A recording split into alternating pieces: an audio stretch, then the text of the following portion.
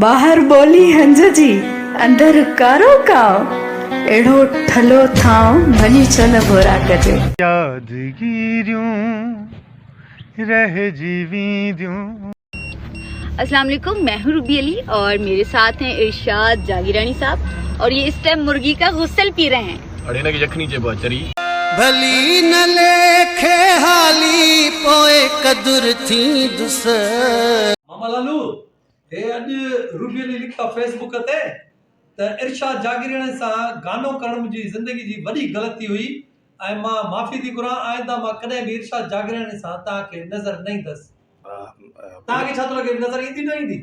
भाउ मुंहिंजो मक़सदु सिर्फ़ु इहा नज़र अचण या न अचण जी ॻाल्हि कान्हे का, पर जेका सोच शुरूआति खां वठी हिन गाने खां वठी करे जेका रही आहे हिननि ॿिन्ही मुंहिंजे दोस्तनि जी, रूबी अली ऐं इरशाद जागीरानी जी, उहा हुनजी पंहिंजी सोच आहे। जागीरानी मुंहिंजो दिलबर दोस्त आहे, उहो बि असांजी पंहिंजी आर्टिस्ट आहे, पर हीउ जेको उन ज़माने खां गाने खां वठी जेको स्क्रिप्ट हलियो आहे मूंखे ईअं हा इहो स्क्रिप्ट आहे, इहो हिकिड़ो चोड़ियल स्क्रिप्ट आहे जेको स्क्रिप्ट हाणे भली इख़्तिताम ते भली पहुचे, हुन ड्रामे जी भली पुॼाणी हुजे, पर मूंखे अञा बि शक आहे त हीउ ॿिन्ही जो गॾियल हिकिड़ो को नाटक आहे, को ड्रामो आहे। मामा सचो इश्क बि थी थो सघे, इहा कहिड़ी ॻाल्हि आहे? थी सघे थो कंहिंजो, इरशाद जो या रूबी अली जो, ॿिन्ही जो सचो इश्क थी सघे थो हिक ॿिए में।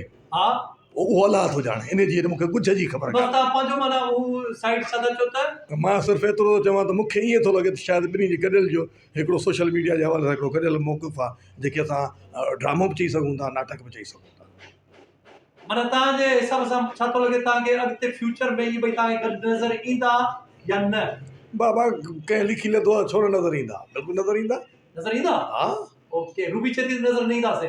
हाणे उहो रेक ते ॾिसूं छा थो थिए। ओके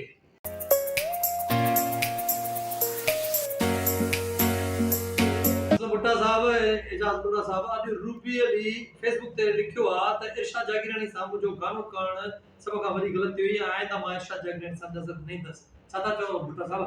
एक्चुअली इहा रूबी जी ग़लती कान्हे, इहा इरशाद जी ग़लती आहे त हुन रूबी सां इहो गानो छो कयो।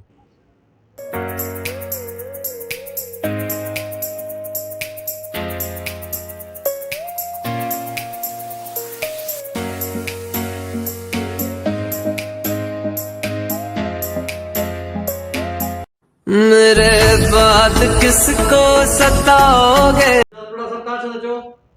अदा ॻाल्हि इहा आहे त न मां गहराई सां इरशाद जागीरानी खे सुञाणा, न मां एतिरो रूबी खे सुञाणा, मुंहिंजो वास्तो न रहियो आहे ॿिन्ही सां। कूंथर कुर्बदार अलाए काॾे विया कजो माफ़ दिल सां असां जूं खताऊं।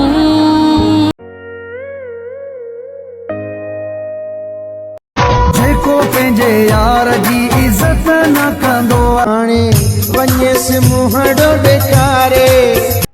मां नथो सम्झां त वरी का ॿीहर इहा दोस्ती हिननि जी जुड़ंदी, छो त दोस्त ठहंदा आहिनि त दोस्त वरी पोइ डरंदा बि आहिनि, त दोस्ती ठहंदी आहे डरंदी आहे, इहो हिकिड़ो सदियुनि खां हलंदो थो अचे। अकेली रहोगी? नहीं, केॾो बि सुहिणो हुजे को न वणंदो आहे। यस वी आर बैक। असां कार्टून आहियूं, असां तव्हांखे खिलाईंदासीं। यस हमेशा खिलाईंदासीं।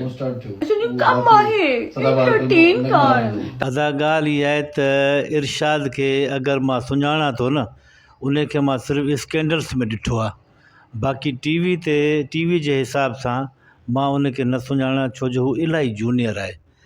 ॾिसूं घणा ॾींहं थो वॼाई करे हले।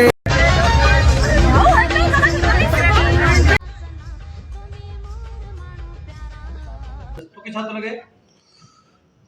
मां ईअं सम्झां थो जेको कुझु पहिरीं थियो उहो न थियणु घुरिजे आहे, ऐं हींअर रूबी अलीअ रियलाइज़ कयो आहे, महसूसु कयो आहे, सही आहे, पर जेकी थियणी हुई सॉन्ग सो थी, बदनामी जो दाग़ त ॿिन्हिनि खे लॻो न।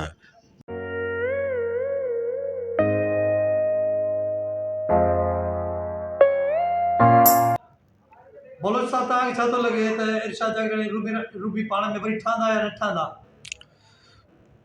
ॿई हिकिड़ा बहितरीनु स्टार त आहिनि, पर इन्हनि जे ईमान ते को भरोसो न आहे।